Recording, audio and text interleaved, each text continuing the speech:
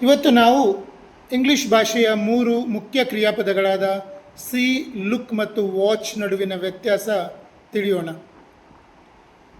C ಅಂದರೆ ಕಾಣಿಸು, ನೋಡು. ಸಹಜವಾಗಿ ನಮ್ಮ ಕಣ್ಣಿಗೆ ಏನಾದರೂ ಕಾಣ್ತಾ ಇದ್ದರೆ ನಾವು ಅದನ್ನು ನೋಡಲಿಕ್ಕೆ ಪ್ರಯತ್ನವೂ ಮಾಡ್ತಾ ಇಲ್ಲ, ಆ ಕಡೆ ನೋಡ್ತಾನೂ ಇಲ್ಲ. ಜಸ್ಟ್ ಹೀಗೆ ನಾವು ಕಣ್ಣು ತಿರುಗಿಸುವಾಗ ಏನಾದರೂ ನಮ್ಮ ಕಣ್ಣಿಗೆ ಕಂಡ್ರೆ ಅದನ್ನು ಸಿ ಅಂತೇವೆ. ವಸ್ತುಗಳು ಅಥವಾ ದೃಶ್ಯಗಳು ಸಹಜವಾಗಿ ನಿಮ್ಮ ಕಣ್ಣಿಗೆ ಬೀಳುವುದನ್ನು ಸಿ ಎನ್ನುತ್ತಾರೆ.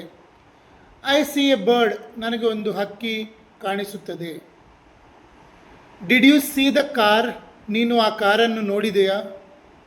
ನೆಕ್ಸ್ಟ್ ಲುಕ್ ಅಂದರೆ ನೋಡು, ಗಮನವಿಟ್ಟು ನೋಡು.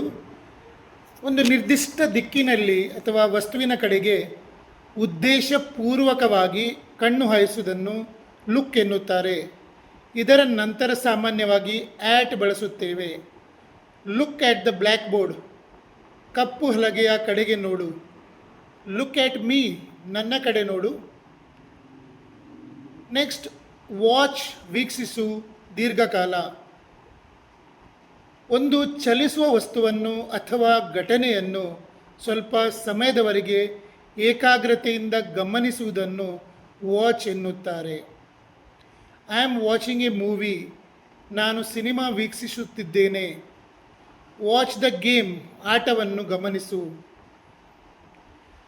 ವ್ಯತ್ಯಾಸದ ಸಾರಾಂಶ: ಸಿ ಅಂದರೆ ಸಹಜವಾಗಿ ಕಣ್ಣಿಗೆ ಬೀಳುವುದು, ಲುಕ್ ಅಂದರೆ ಒಂದು ಕಡೆಗೆ ದೃಷ್ಟಿ ಹಾಯಿಸುವುದು, ವಾಚ್ ಅಂದರೆ ಚಲನೆಯನ್ನು ದೀರ್ಘಕಾಲ ನೋಡುವುದು.